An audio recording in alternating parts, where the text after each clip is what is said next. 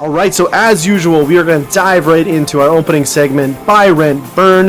This is the part of the podcast where each of us picks a game for a specific system.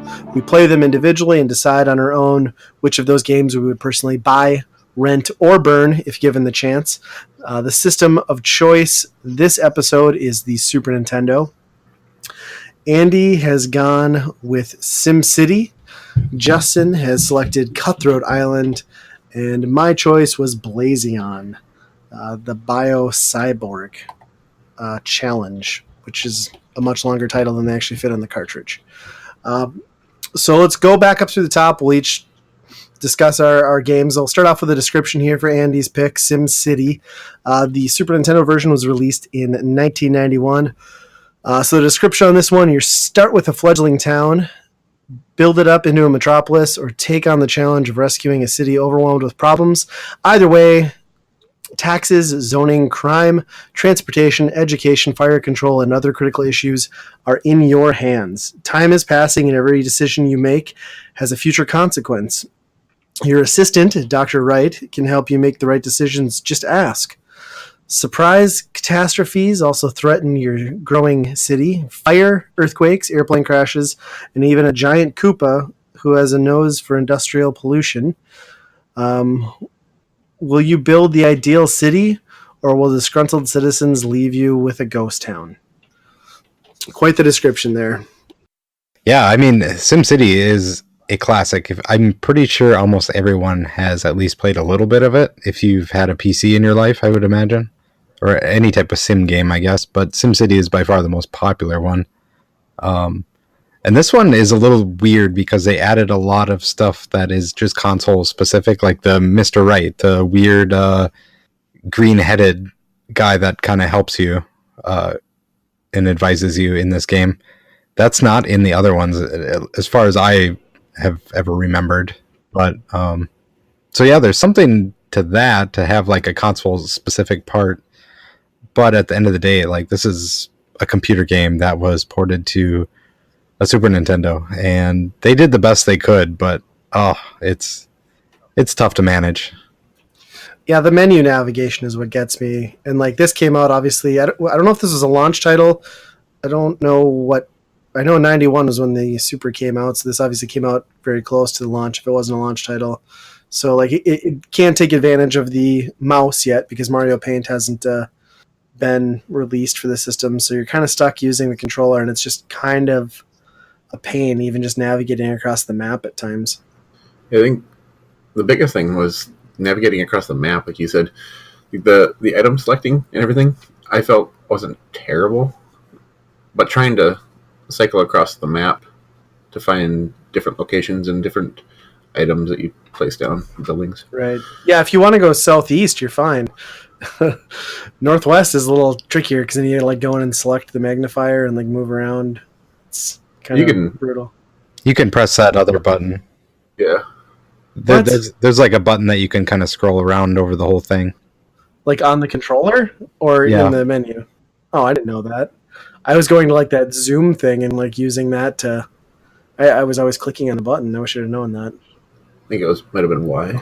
Yeah, I think so. For the most part, I actually enjoyed the way it played.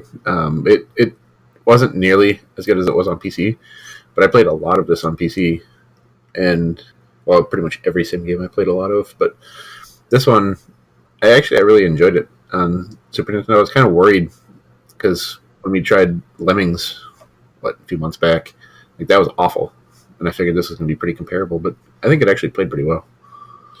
Yeah, I think they did a good job of like mostly bringing it over intact. I mean, it feels like SimCity. I mean, it's just not quite as intuitive from like an interface standpoint, but still overall, I mean, it's totally easy to get into, I think, and start building.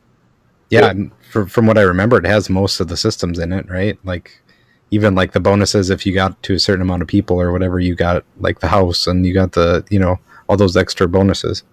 Mm-hmm. Yeah. Yeah, and then like the nice addition too of like a giant Koopa, which I don't know why it's called giant Koopa in the description. It's just Bowser. Which is cool. He like comes in as like a replacement because it's just a Godzilla like ripoff in the PC version, so they just did a palette swap. So that's kind of a cool, like, unique feature.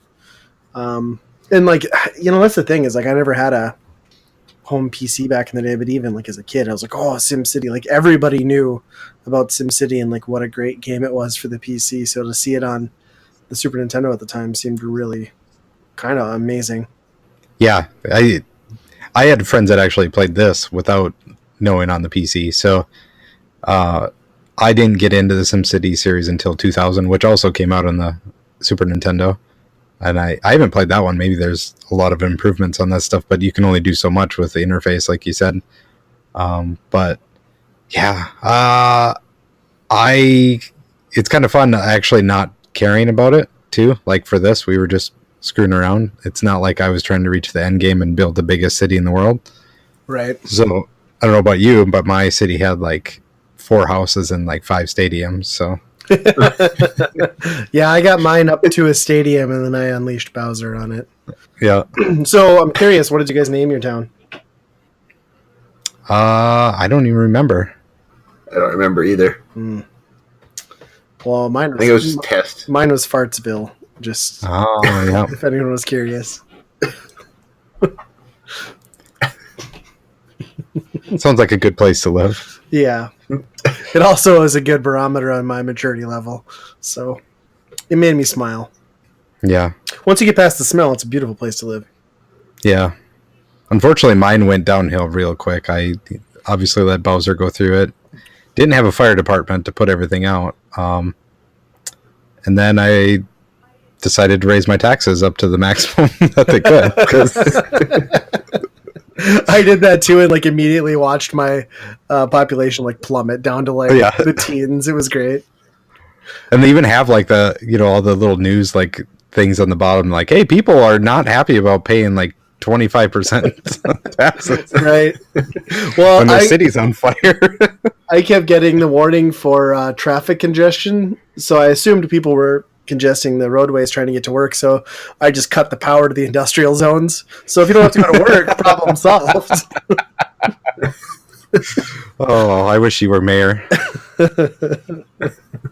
Every day's a vacation now. I didn't have any disasters. Probably should have. Yeah, you'll have to go back in and try it. It's kind of cool. I got up to like 16,000 population. Oh, really? Wow. Nice. I didn't get that high. I got into a few thousand and then started wrecking stuff. Cool. And then I closed out. I didn't realize you could save. Sad day. Oh, yeah. Oh, no. Well, you just have to do it all over again. I'd probably play it on PC. Yeah. That was I'd play 2000. Right. Or one of them. Well, should we move on to Cutthroat Island? That is Justin's pick. This has got a real short description. It says, sharpen your long swords for the ultimate high seas battle. In plundering 2-player action, team up as Morgan and Shaw, to uncover a treasure trove of priceless gems and gold bullion. Battle bloodthirsty pirates with knives, pistols, and flaming torches. Did anyone actually get a flaming torch or a pistol? Because I didn't. No. I didn't even realize you could pick up another sword. Yeah, I played it the whole way through on the first level there with just one sword, but I watched a video and seen that you could actually get 2. Oh yeah, there's like a knife in that opening segment. If you go up on like a rug, there's like a dagger. It doesn't seem to help. But I had no idea. I got really frustrated with this game though. Like I beat the first level after a little while of that stupid boss is obnoxious. You can't even get up to him. But yeah, you're playing a knife battle like through that opening level, and then that guy's got an axe with a gun attached to it, and it's real fear. And it's not even like a cool gun like in Final Fantasy VIII where the guy's got a blade and a gun. Like, this just looks like a normal blade, but somehow like he shoots bullets out the end of this. Yeah, I didn't know what the fuck happened. I'm like, why are you holding your axe so weird? And I got shot in the face.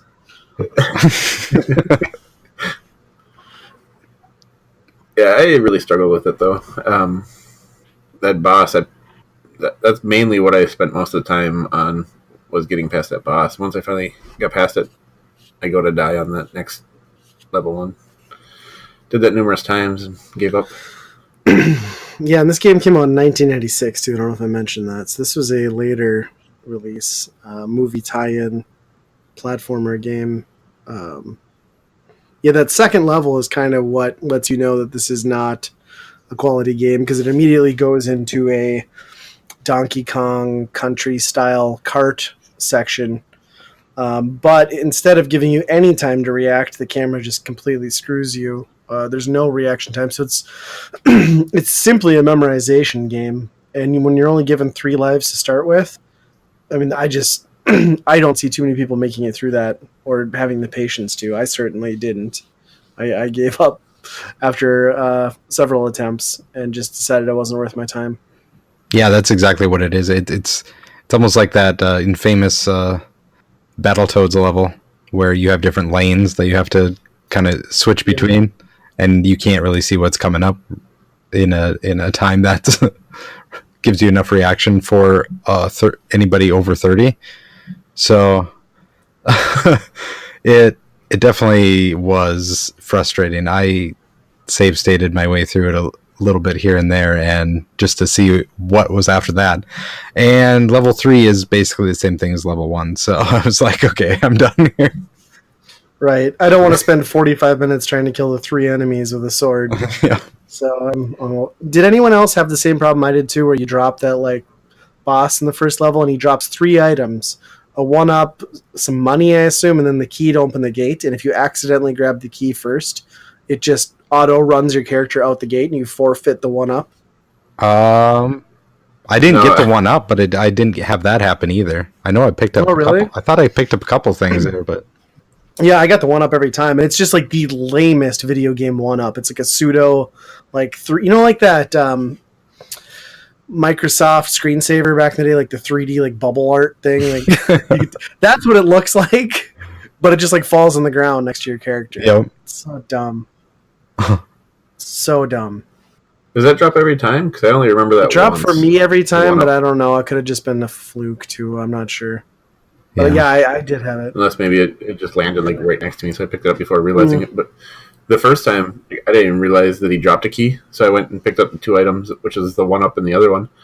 And I'm like, what do I do now? So I just walked all over until he finally picked up a key. Yeah, it's really dumb. It was like hidden, like right by his legs. So I will say, like, the one thing that this game has going for it is it's got like a really cool art style. It's almost like, I guess it kind of reminds me of like Prince of Persia, but more fleshed out. Like, it's really cool, cel shaded. It looks nice. If only the game around it matched it, I guess it would be a different story. Yeah, that was the same thing I thought too. It almost looks like Another World or Flashback or anything like all those style of games, and it looks really good. And the animation is actually pretty good on it too. You know, like very fluid. It probably takes more than it's visual over gameplay for sure, because her swipe with her sword takes like 1 whole second. You know, where a lot of games are just like as much as you can mash that button, it does it. Where this not so much. So it's like the first Dark Souls. Or Monster Hunter. Did any of you go into the options on this game? No. So like I went into the options thinking I'd go to easy mode, so maybe I could progress a little further. Well, there is no difficulty selection, but you can change between sword play and brawl.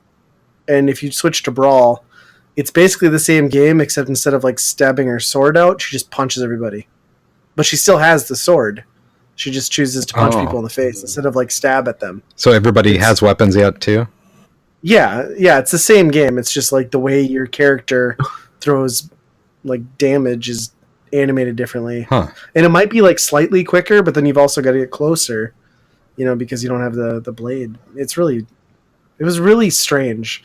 Like I've never seen something like that in an options section for a game like this. No, that's a weird option. Right. I don't recommend revisiting it to check that out, but it was kind of like one of those things where I'm just like scratching my head. Like, really? This was the options menu? I don't get it. I pretty much just crouched and stabbed over and over again. Yeah. Yep. Me too. It's the winning combination. Yep. All right, so let's move on to Blazeon. This came out in 1992. The description on this one: the last desperate struggle of humanity to overcome its bio-cyborg oppressors. Fly Garland, the latest development of the human rebel forces. With this ship, you'll take over bio-cyborg battle cruisers and use them to fight your way into enemy headquarters. See the battle unfold in dramatic, state-of-the-art graphics display. I think that's a stretch. It's non-stop action as you become the last hope of the galaxy. I think right off the bat with that description, it is not that technically or graphically impressive of a game. Even for 1992 on the Super Nintendo.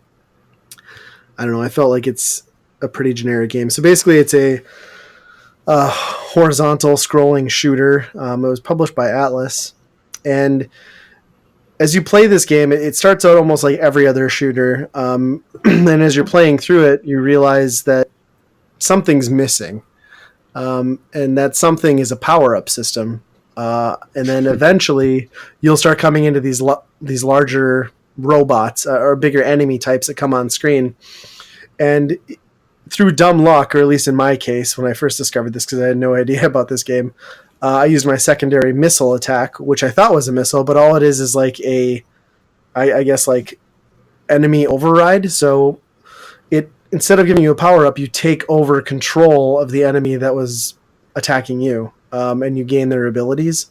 So in that regard, it's one of the most interesting, I guess, takes on like a power-up system of sorts in a shooter like this. It's just that it's such a slow-paced game, and there's even large sections in almost every level where literally nothing happens. You just float through space for a good like 10 to 30 seconds. I don't know why. The music's not great to listen to. The visuals are nothing amazing. So you have this really cool like hit or miss, like, you know, take over enemies like dynamic that's cool, but it's just kind of lost on the rest of this game, which is kind of just bland. And I don't mean it to sound like it's an awful shooter. It's just a very average shooter with a very cool mechanic. Yeah, I'm glad you said that you found that by accident, because I was the same way. It was like my 5th time through the game, starting out, where I just used that missile on that first guy, and I'm like, oh, what? Right. And then it gets interesting. Yeah, for sure. Then more interesting. Yeah. But even like the power up is kind of cool. Like if you get hit, you don't actually like lose them right away. You just get like, instead of firing 3 bullets, you fire 2 or something, you know? So there's a gun. Yeah. So there's definitely some interesting aspects for that as far as a power up system. But oh my gosh, it is slow. Like, well, for the first 5 times through it, before I found that power up system, I was like, I can't wait till this podcast comes around, because people were shitting on Fantasy Zone. And it's like, this is like half the speed of Fantasy Zone. Yeah. But yeah, that definitely redeems it a little bit. But overall, it's like you said, you're just kind of like overwhelmed with just bullets everywhere. And then all of a sudden you're just like, oh, there's one guy. There's another one guy. Well, then you get into sections where like literally the whole background, because they do such a bad job. It's in space like every other shooter almost, but they do such a sparse job of like even putting stars in the outer space sections that there's like, I don't know if it's probably that second level. There's a section where like, I swear to God, it's like 5 seconds where there's not even a pixel of a star in the background, and you're like, did my game freeze? Like, what's happening? It comes in, you know, the screen and slowly starts scrolling back, but you're like, man, I don't understand the design choice there. Like, it's so weird to do something like that. I mean, yeah. My first few times through, like, that was my favorite part, was when there was nothing on the screen. I was like, oh, good, I don't have to do anything now. Because like, when you're in that first ship, it's hectic. Like, I had no idea that you could take over the other ships until it was probably like my 5th or 6th try. And then I was like, oh, what's this do? And was shooting it at everything. Finally, I hit the like bigger enemy that came in. It looked like it just froze it. So I was like, okay, went past it. And then the second one of them that came in, I did the same thing. I was like, well, what's that do? So I drove up, like, flew up to it and took over it. And that's when it actually was making more sense. And I guess, to me, I'm not a huge fan of these type of games, but this one was fairly decent because of the random, like, or not really random, but different style of power-up, kind of, I guess, in my mind. Yeah, it had some strategy. And it's funny when you mention that, because, like, the first time I played it, like, I thought, okay, it's a freeze bomb. And then, like, yeah, like, just like you, the natural thing in any shooter is you avoid the crap coming at you. So, I did the same thing. Like, I drove around him. I don't know how many times I played this game, and then eventually I accidentally clipped one, and I was like, oh, okay. Like, I get it now. Yeah. And then there's another one later on. I think it's in the next level. Was it after the first? I only got the first one. Maybe it was. Oh, really? Because there's another style that's got different arms. Yeah.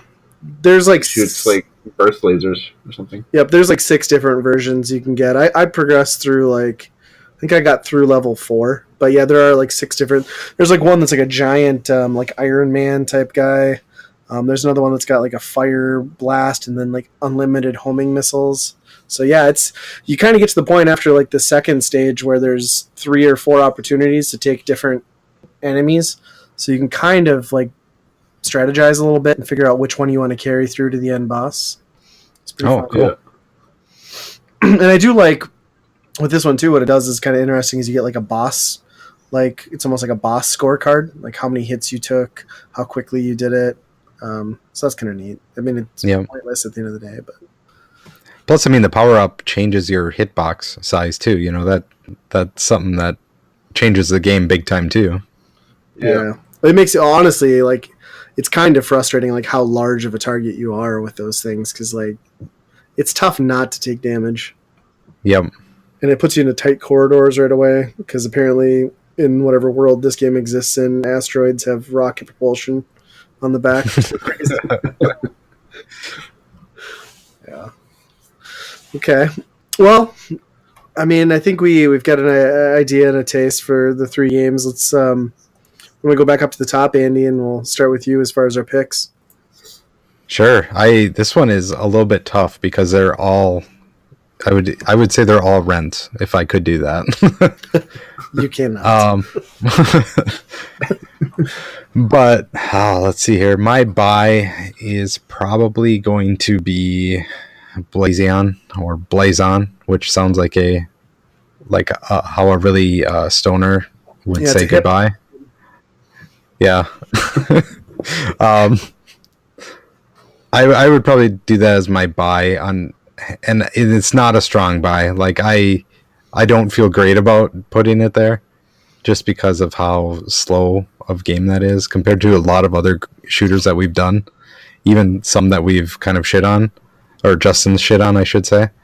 Well, it's kind of sad too, because like you got that Atlas tag on there, so like your hopes are so high upon firing it up, you know? Yeah, it's just not quite there. But hey, it's my buy. Nothing but negative things, but it's my buy. This game sucks. I want it. My rent is going to be SimCity, just because I was actually surprised how well they pulled it off for being, a PC simulation game. So, Gunboat, you should have learned your lesson and done it a lot better or a lot better like SimCity does here. But yeah, I had a lot of fun with it. It totally plays it well, but I think at the end of the day, if I was going to go back to that, I would play one of the newer versions on the PC, because it's the same game, just only better, you know? It's like saying like, oh, I want to play the old Maddens. It's just not what you would do overall. And then my burn, unfortunately, is going to be Cutthroat Island, even though I actually love the look of this game and the animation, like I said, but yeah. The amount of frustration that you give, and I don't know if we talked about this, but you know, they have the problem with fighters off the screen. So somebody with a gun could be shooting you off the screen. You have no idea that it's coming. That was enough to put it in the burn pile for me, just right there, just because it's like not fair. I think, like you said, just not fair. So, and that second level is just all. I mean, that you just got to push your way through it with memorization, which is not a game. That's not a gameplay style that they make anymore. You know. No, and to have like a barrier, like that hard of a barrier, like 5 minutes into a game is just ridiculous. Yep. The biggest thing is everybody's attention span is different now than what we used to be for gaming. Oh, for sure. Yeah, totally. But even if you compare it to like the minecart levels in Donkey Kong, those were hard. But the hardest parts of those were like getting the collectibles out of them, right? So like if you were only focused on passing the level, it wasn't too bad. But this is just like, nah, you hit a rock, you're dead. Yeah, there's just no reaction time. I mean, it's just straight trial and error memorization. You can't get ahead of it. It's ridiculous. Yeah. Well, Justin, how about you? All right. I guess, like Andy said, this one's kind of a tough one. They would all really fit Rent, I guess, but we do have to pick them. So I'm going to pick for my buy the one that I actually had the most fun playing. And it's not a great game, but I'm going to go with SimCity for my buy. I spent so much time as a kid playing that on PC. And it doesn't play nearly as well, but it plays pretty good for what I expected it would be. Like when I first seen it, I was just shaking my head because it was going to be terrible, but it actually played pretty good. So this is going to be my buy. My rent is going to be Blazeon. It's actually a pretty decent game. Once you figure out the power-ups, I really don't like this type of game. I struggle with them. We should just record that for you, so every time I make you play a shooter, we can just insert that clip, so you don't have to keep telling everyone how much you hate shooters. It's not shooters. It's just side-scrolling shooters. This shit, like first-person shooters, I'm good with.